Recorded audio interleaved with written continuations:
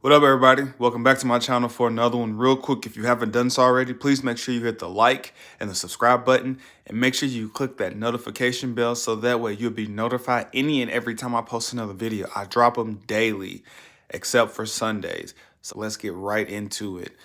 A recent article from Cointelegraph says Robinhood executive says proposal for a single digital asset regulator is stupid. And I think that that's actually stupid also, because if you have one regulator that tries to rule all crypto, it's not going to work. But let's see what this article says. It says Robinhood's chief legal officer is not enamored with the recent Coinbase proposal for a separate regulatory body for the crypto space. And I kind of agree with this. But here's the thing is when it comes to crypto, if you have one body, I mean, it could be a good thing, it could be a bad thing, but when you do have one body, there that's solely focused on crypto, um, if this does happen, and I'm gonna just play devil's advocate. If this does happen, the body that they get could not come from a bank. They can't come from a bank, because if they come from a bank, then they're gonna already be biased. They're gonna already have in mind what they want and try to protect their banker friends if it comes from a body. So that way, so if they do try to come up with the with the one body for crypto, it needs to be people from all around to have a better understanding of each other and have a better understanding of crypto, because you can't, because I can guarantee you, just like the chairman is a former Goldman Sachs boy.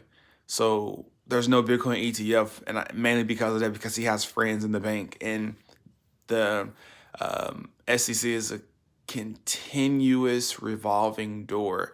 The SEC chairman position is a continuous revolving door. So no, I don't agree with Coinbase about having a one body, because when you have a one body, typically there are people who are against that particular product or that particular asset that's actually in that position. I know in the world of crypto space, it's kind of different. People are, when it comes to crypto, people that are hired can be great for crypto, but they can also be bad for crypto. So we need to have people, there needs to be more than one body trying to help rule crypto, not the SEC. I can tell you that, because the SEC is and the CFTC are fighting to try to rule crypto. Now, I do believe the CFTC should have crypto and digital assets, the ones that aren't considered securities, and I can guarantee you the ones that are not considered securities are the ones that have liquidity, utility, and mass adoption. And XRP is a commodity and was also ruled a currency from FinCEN back some years ago. So that's an issue that could be talked about. But it just depends on how one looks at it. So in a sense, I said no that I don't agree with one body, but I'm kind of 50-50 on it. And until something changes, and until this lawsuit happens and is over with XRP, that would actually determine my answer. But here it says Robinhood's chief legal officer described the idea of creating new digital asset regulatory was just plain silly at a conference on November 17th. So that was just a few days ago. Robinhood is a popular commission fee. Okay, yeah, we know what Robinhood is. He then went to say that attempting to transfer authority from agencies like the Securities and Exchange, SEC, and the CFTC, another regulator, was one of the stupidest ideas I've heard in the space. So yeah, I mean, I don't really think the SEC is trying to fight for crypto, meaning try to fight to actually rule over it. I do think that the OGs should actually keep it, the CFTC. But as far as what Coinbase said, Coinbase, I guess, mentioned this proposal back on October 14th. I don't remember that, but That's I don't know where I was at when this mentioned because I follow them on Twitter. But for some reason I did not see this. But here's what the statement said. It says to avoid fragmented and inconsistent regulatory oversight of these unique and concurrent innovations, responsibility over digital assets markets should be assigned to a single federal regulator. Okay, so I think I was wrong. I guess I just ignored it because currently the CFTC is the one that actually is supposed to rule it all. But I do know that there's been talks of a working class that our president is trying to form together, the working task force, our working task group that our president's trying to form together. And I think what he's doing is he's picking people from the SEC and from the CFTC and bringing them together. Now, depending on who he picks will determine whether or not I would be for this one body or not. But right now, it's just a mess. Regulatory clarity is not here. It's trying to be here, but it just seems like the U.S. is taking their time with trying to create some type of regulatory clarity. But then when they do it, hopefully it's right, because if it's not right, then it will be an issue. Like with the bill that was just recently passed, the infrastructure bill contained a highly dangerous 8th Amendment bill for crypto tax that would consider anybody who didn't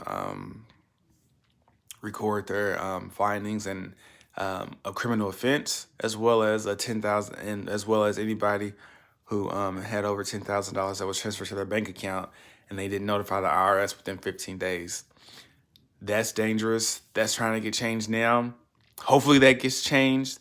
But I do feel like I'm 50-50 because it just depends on who gets picked for this group, what their background is. So I do feel like that people need to do background checks on their thoughts and feelings towards crypto, because the moment you get that one person in crypto that's against it and gets a high-paying job or like a high regulator job, and they keep declining stuff, they keep kicking the can down the road, and that's dangerous.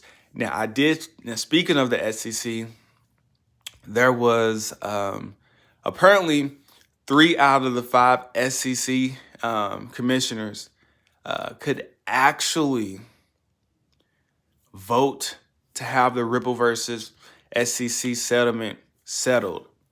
And there's people on the SEC side that says that they believe in XRP. They believe this Ripple versus SEC case is bogus. But like I always tell people, watch what they do and not what they say. If they haven't voted on it, then they all probably agreed to keep this case going. I know. It's absolutely insane. It's bananas to me. But moving on, hopefully, the U.S. can get that stuff situated so that way crypto can be regulated and be finally on a path of innovation like the U.S. claims that they are. Because right now, the U.S. is getting left behind. You got other countries that's adopting crypto. You got other countries that's adopting Bitcoin. You got other countries that's adopting XRP as a cross-border payment to lower transactions fees, and it's considered a fast, reliable cryptocurrency as well as a virtual currency. The U.S. is getting left behind, so they need to do something fast before 2022. Because once 22 hits, that will be the year of the CBDCs. That would be the year of XRP. In other countries, that would be the year of the Bitcoin. I hate saying the Bitcoin, but it's the truth. That would be a year of Bitcoin and other cryptocurrencies that actually have liquidity, utility, and mass adoption. But that's just my thoughts on it. We're going to go straight into another utility token information. And it says Litecoin is accepted anywhere Visa is. Says the Litecoin Foundation. This is absolutely bullish for Bitcoin. Not for Bitcoin. This is absolutely bullish for Litecoin. Litecoin is actually, and for those that don't know, Litecoin is a fork of Bitcoin's protocol, and they actually do test upgrades on Litecoin first before they implement them on Bitcoin. And Litecoin is, they have 45 million ever in existence. And there's this theory behind it that whatever Bitcoin is, price-wise, Litecoin should be 1/4 its price. And I can see where that's coming from because, again, there's 21 million Bitcoin and there's 45 million Litecoin. And I can see where that's coming from. But at the same time, Litecoin is its own beast in itself. Litecoin has been quiet in the news lately. Since this bull run, Litecoin has been really quiet. I do know that we're still in this bull market because there was one time when it was one day, it was really late, all the other coins were down. And then Litecoin just started to increase in value. Like it went from 200 to 275 over a period of 2 days. I'm like, something's happening behind closed doors. And I can guarantee you this is the information that it was that it probably was given because Visa, because now anywhere Visa is accepted, Litecoin is accepted. And I can guarantee you that's probably what the information was. And see, this coin, it's a sleeper. It may not make noise the same time other currencies make noise, but when it does make noise, it opens up eyes and it makes people try to FOMO into this type of token. And I'm here for it. Like, I'm super excited for it. But it says here, Litecoin is accepted anywhere Visa is. The Litecoin card. Oh, that's right. The Litecoin Foundation actually bought a bank some time ago, the Litecoin Foundation, and they hold crypto. Not necessarily they hold crypto, but they utilize crypto to where, you can, it's like a cryptocurrency bank, which is pretty neat. And I want to say that probably has a lot to do with it. But here it says Litecoin is accepted anywhere Visa is. The Litecoin card converts LTC. At the time of purchase, you can also connect the card with the Light Wallet app. This is pretty big.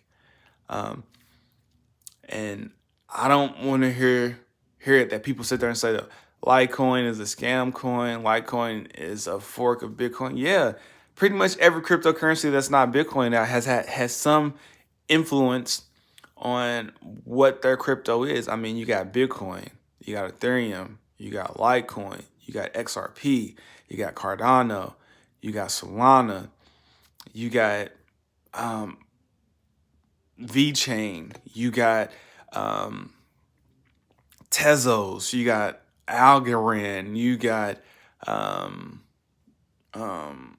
Shiba Inu, you got Dogecoin, you got HBAR, you got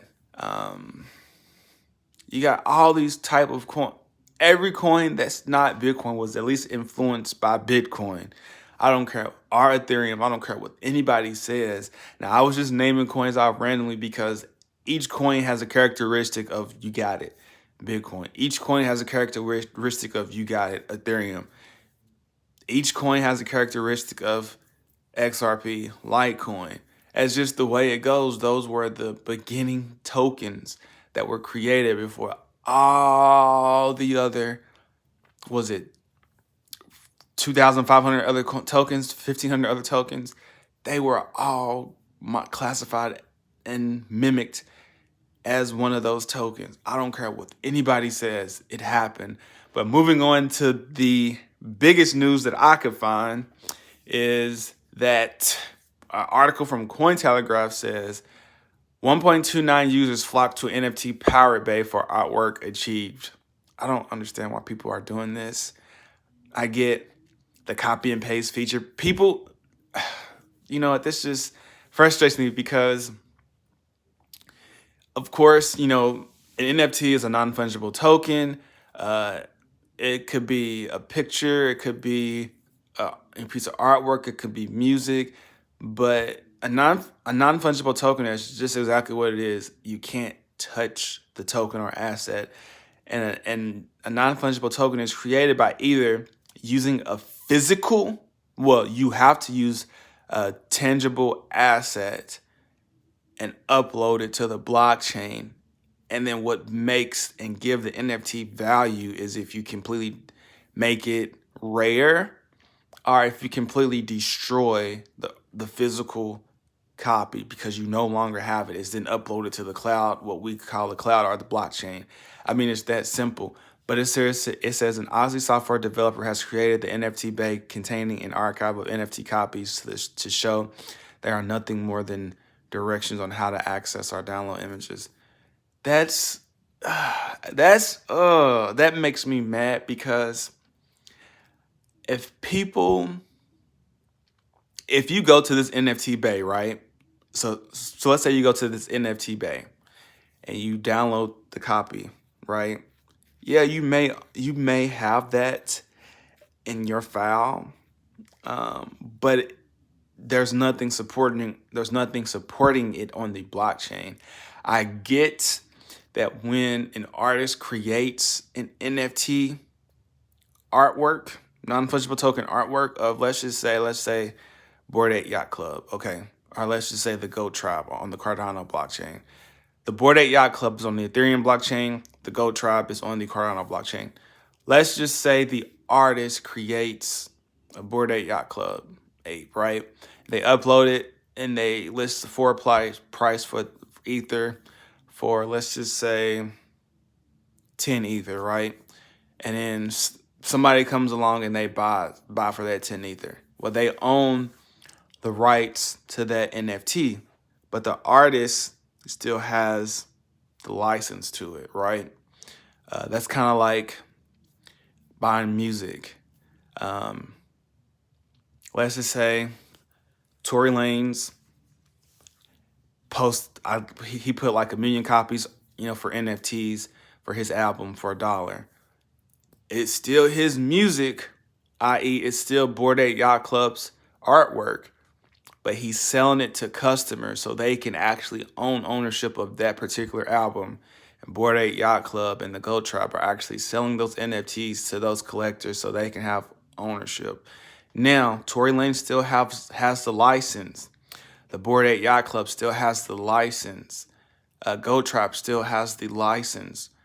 But as consumers and as customers, we own that particular property at that time. So now when the customer sells, check this out, when the customer sells the artwork, the customer gets profit from selling the artwork, as well as the artist gets 5 to 10% royalties every time their artwork, or every time the music that Tory Lanez created as an NFT sells. That's just the nature of how NFTs work. That's like when somebody plays Tory Lanez music on the radio, they get royalties. I mean, that's a great way of actually doing it. Whereas getting an NFT off of the NFT Bay, that makes the artist upset and the person who bought it, because now the person who bought it is gonna have to try to figure out a way to show the people show the person that actually wants it to buy it from the customer, show that it actually came from the blockchain, which is simple and easy. And then you're taking money out of the artist, 5 to 10% out of the artist's pocket. So that's an issue too. Now, it's easy to show where the NFT came from and what blockchain that it came from, but it takes time to actually drill down into the blockchains to show the person that wants to buy it. But then there's a lot of fakes on OpenSea, which is Ethereum's platform that is Ethereum's largest platform for NFTs. There's a lot of fakes on there, but people don't know that they're fakes and that they're not originals because they don't know how to find where they came from. And that's just an example of someone buying the #1 Superman comic book, but then somebody making a copy of the or a replica of the #1 Superman comic book. The replica would not have as much value as the original. It may not have any, or it won't have any as the original because it's the original version versus a replica. So anybody can make a copy and paste of an NFT. That's fair use. That's actually classified as fair use policy. But if you're trying to sell it, you may get away with it, but when there's regulatory clarity out, you won't get away with it. It's just that simple. And it's kind of a gray area when it comes to NFTs because they are literally considered a JPEG, but we're moving to a digital space.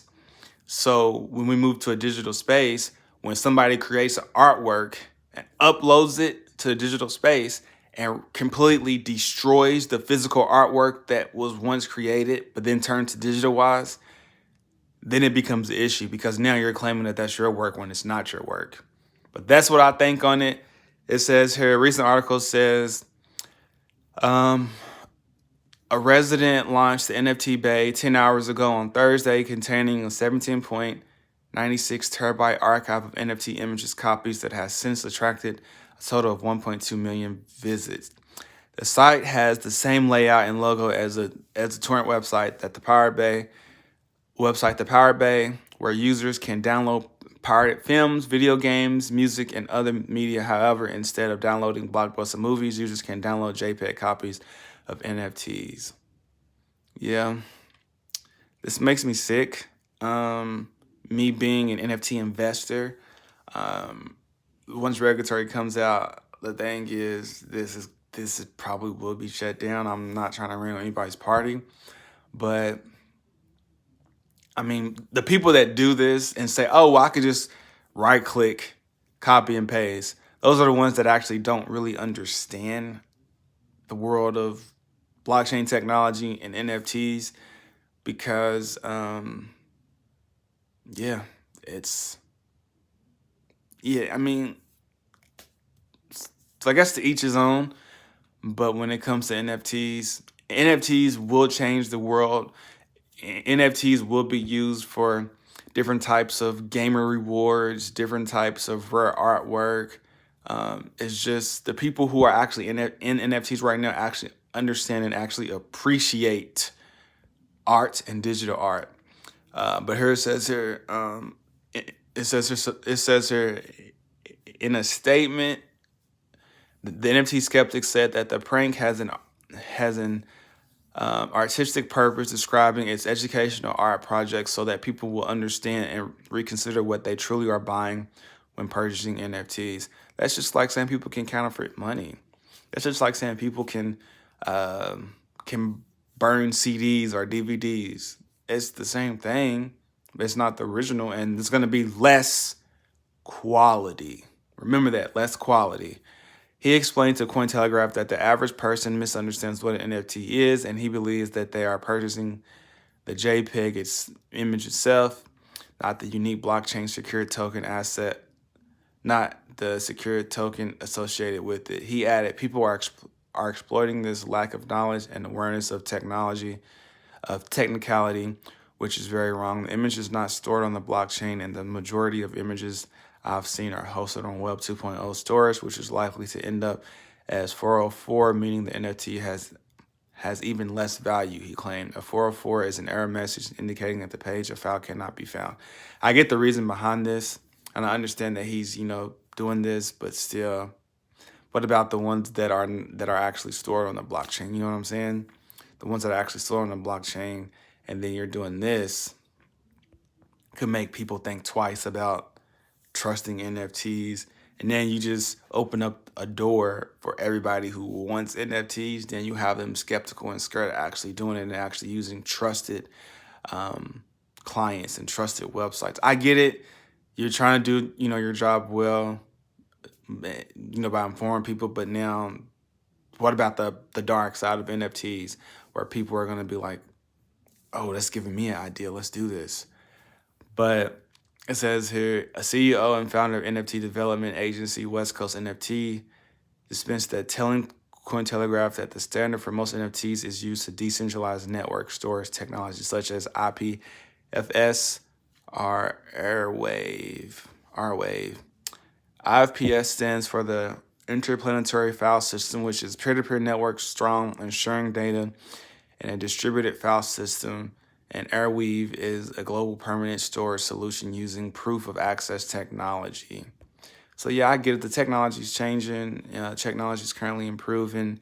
But yeah, this was clearly made to show people how you can copy and paste NFTs and how easy it is to, I guess, trick people and con people and scam people out of their money to make them think that to actually show them that NFTs can be copy and pasted. But here's the thing. Why would you, as a human, why would you claim that you own a picture? I mean, it's just me. Why would you claim that you own a picture that that other humans said and classified as a unique value for them? Why would you claim that you own a Bored Ape that's valued at, let's say, $10,000 or $40,000 when you know that you copied and pasted, and then the person that actually bought it says, no, you don't own that picture, or you don't have the license to that picture. That's my picture. I don't know. I mean, it's just me. I just don't understand why. I mean, I get people like stuff. People want to copy and paste stuff, but why? Like, I don't understand why you would want to copy and paste it and put it on your profile picture or put it anywhere and say, oh, wow, I own this, when you may not understand how to even search for something or look for something. I get it. I mean, this is the world of digital technology now. We're moving towards digital. Things like this is going to happen. I'm not bashing the person that created the NFT Bay, but I know he was trying to be educational and show people what to look for, and that sometimes they could have that 404 image pop up and they don't even actually own that type of NFT. I get it. That's great. But at the same time, just also, I didn't see anything in the article where they were where the person who created the NFT Bay actually said that NFTs could actually be a game changer. So if you're going to talk about, if the person who created the Pirate Bay is going to talk about negative, at least try to talk about some type of good form into it. I didn't see it when I was reading it. Maybe I overlooked it, but talk about the good and the bad and not just the bad, because anybody can talk about the bad, and the bad always outweighs the good if the good is never mentioned. But I digress. That's all I got to say for that. We're going to move out to the price, and I'm going to be out of here. Currently, the market cap is at 2.519 trillion. We are down, but that's okay. We will go. We will rise. We will rise. Currently, Bitcoin is at $56,699.86. Ethereum's at $4,124. Binance Coin is at $559. Solano is at $201. Cardano is $1.81. XRP is at $1.05. Polkadot is $39.59. We also have Dogecoin at 22 cents. Shiba Inu at the number 11 spot. Look at that avalanche. That's the only one looks like it's in the green right now. It's 105.99. Luna, $41.35. Litecoin at 209, despite the Visa and information. Route Bitcoin $56,024. Looks like we are in a sea of red today, but that is okay. We're still in a bull market. Stuff like this happens, but once this part is over, I'm still calling on that 100 to 150K Bitcoin by the end of December. That's my thoughts on it. We did not top. I'm not a financial advisor, but please do your own research. If you haven't done so already, please make sure you watch the recent video that I actually did. It should be popping up here any moment now. Make sure you click it. Make sure you watch it. Stay for the full video. Make sure to like, comment, share, subscribe. As always, stay focused, stay locked in. Peace.